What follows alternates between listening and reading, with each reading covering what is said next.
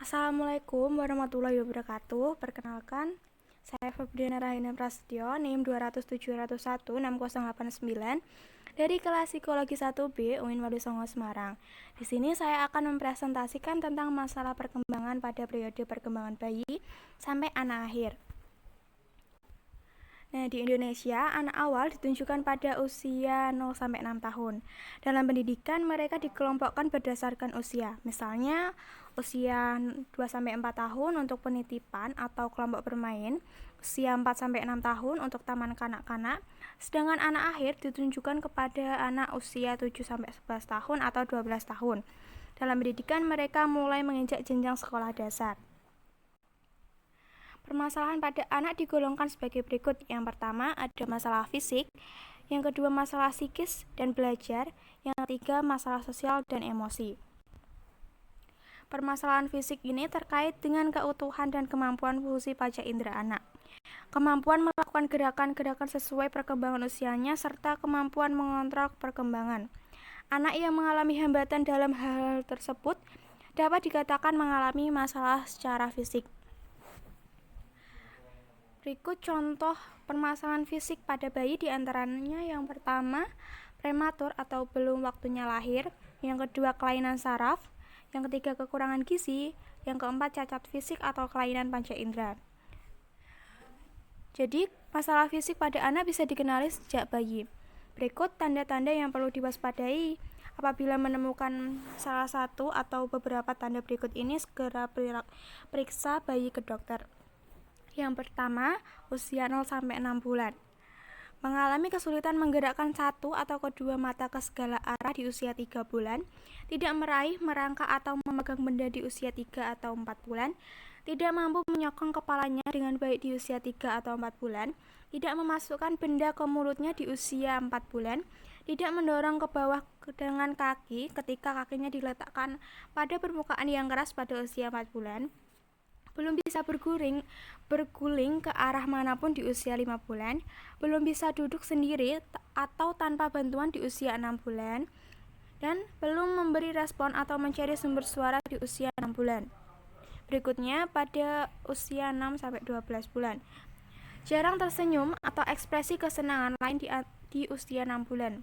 Tidak merespon pada usia 7 bulan. Meraih hanya dengan satu tangan atau tidak secara aktif meraih benda saat berusia 7 bulan. Kesulitan memasukkan benda ke mulutnya pada usia 7 bulan.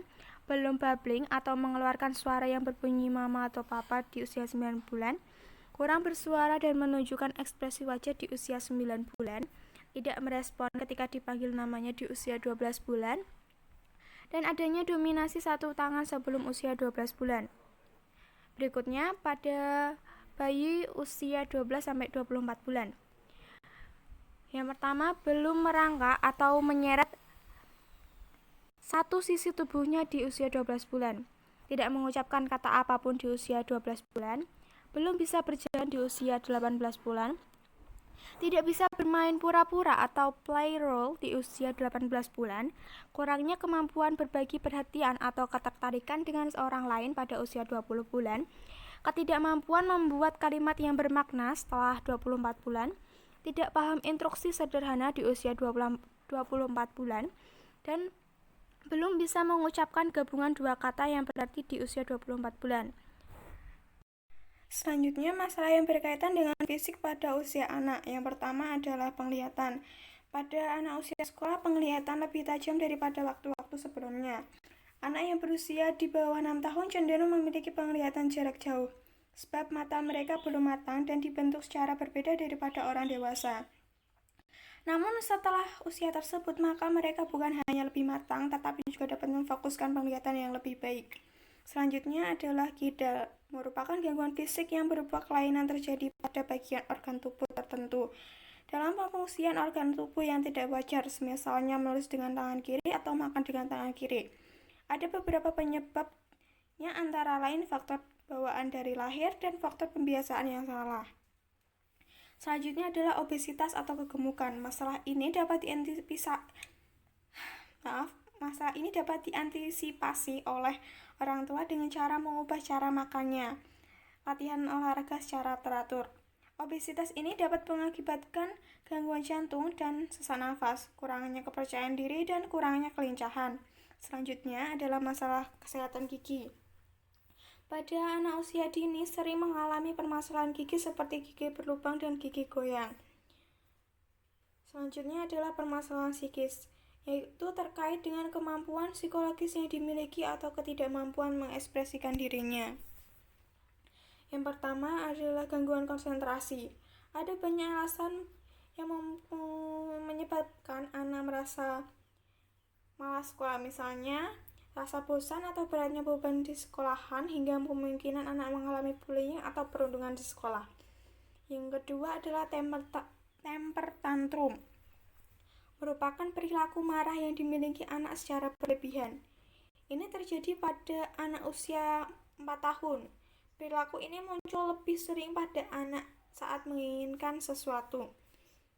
Dengan cara seperti marah secara berlebihan, maka anak mengetahui keinginannya akan dipenuhi. Selanjutnya adalah penakut. Rasa penakut merupakan hal yang alami. Perilaku ini merupakan bentuk emosi kecemasan. Namun jika rasa takut yang dialami sangat berlebihan, dapat berdampak pada anak karena perilaku malu yang berlebihan akan mengganggu aktivitasnya. Yang selanjutnya adalah pembohong atau berbohong, merupakan perilaku yang negatif yang dilakukan secara sadar. Perilaku ini muncul ketika anak takut kalau dimarahi karena kesalahan yang mereka perbuat,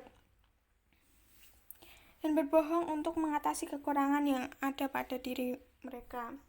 Selanjutnya adalah permasalahan belajar. Permasalahan belajar bukan hanya mengenai kesulitan belajar atau ketidakmampuan anak dalam mencapai atau mengikuti taraf hidup yang telah ditentukan, tetapi juga mengenai keberbakatan. Atas dasar itu perlu pengembangan suatu program pendidikan yang dapat memenuhi kebutuhan personal. Yang pertama adalah gangguan perkembangan motorik.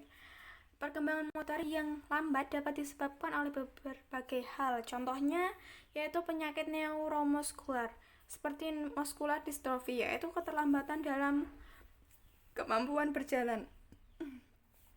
Faktor lingkungan secara kepribadian anak juga dapat mempengaruhi keterlambatan dalam perkembangan motorik.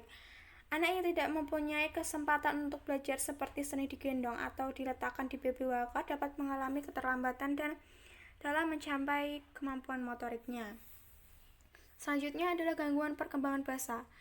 Gangguan perkembangan bahasa pada anak dapat diakibatkan dari berbagai faktor, yaitu adanya faktor genetik, gangguan pendengaran, intelijensia rendah, kurangnya interaksi anak dengan lingkungan, maturasi yang terlambat, dan faktor keluarga. Selanjutnya adalah autisme, yang merupakan gangguan perkembangan saraf yang mempengaruhi perkembangan bahasa dan kemampuan seorang anak untuk berkomunikasi, berinteraksi, dan berperilaku. Gejalanya bisa dikenali pada usia 18 bulan atau 30 sampai 36 bulan. Itu sebabnya orang tua harus memantau sungguh-sungguh perubahan yang terjadi pada anak. Bila gejalanya sudah terlihat sejak usia 12 bulan atau kurang, bisa diambil tindakan untuk menguranginya seperti pergi ke dokter. Gejala awal mungkin mudah diketahui karena tampak berbeda dengan bayi normal. Bayi dengan spektrum autisme ini tampak manis dan tenang dan tidak menurut. Ia menarik diri dan mencari perhatian, tidak bergerak untuk meraih mainan yang ada di dekatnya. Kebanyakan orang tua malah salah mengartikan dengan hal ini. Bayi dengan karakteristik seperti ini perlu diwaspadai. Selanjutnya adalah masalah sosial dan emosi, yaitu perkembangan sosial anak berhubungan dengan kemampuan anak dalam berinteraksi dengan teman sebaya atau orang dewasa dan lingkungan pergaulan yang lebih luas. Pada usia dini disebut periode sensitif atau masa peka, yaitu masa di mana fungsi-fungsi tertentu perlu dirangsang, diarahkan sehingga tidak menghambat perkembangannya. Menurut John Wilston, ada 3 pola dasar emosi, yaitu takut, fear, marah, anger, cinta, love. Ketiga jenis emosi tersebut menunjukkan respon tertentu pada stimulus tertentu pula. Tetapi kemungkinan terjadi pula modifikasi. Anak usia dini memang belum bisa mengontrol emosi dengan baik. Namun, anak harus diajarkan tentang menahan rasa marah dari sejak dini agar Di masa periode perkembangan berikutnya, anak dapat menahan emosi marah secara baik. Masalah sosial dan emosi, contohnya adalah tingkah laku agresif, daya ingat kurang, pemalu, manja, negativisme, perilaku berkuasa, dan perilaku merusak. Bisa saja anak mengalami kesulitan berteman dan kurang luas bergaul, entah karena ia malu, tidak percaya diri, atau sikapnya yang barangkali tidak disukai teman-temannya. Jadi sebagai orang tua harus membantu anak mengembangkan kecerdasan sosial untuk berteman, seperti sikap ramah, jujur, suka menolong, empati, dan mau menghargai sesama. Sekian dari saya. Jika banyak kesalahan dan dalam pengucapan maupun penulisan, mohon koreksinya. Dan sekian dari saya. Terima kasih. Wassalamualaikum warahmatullahi wabarakatuh.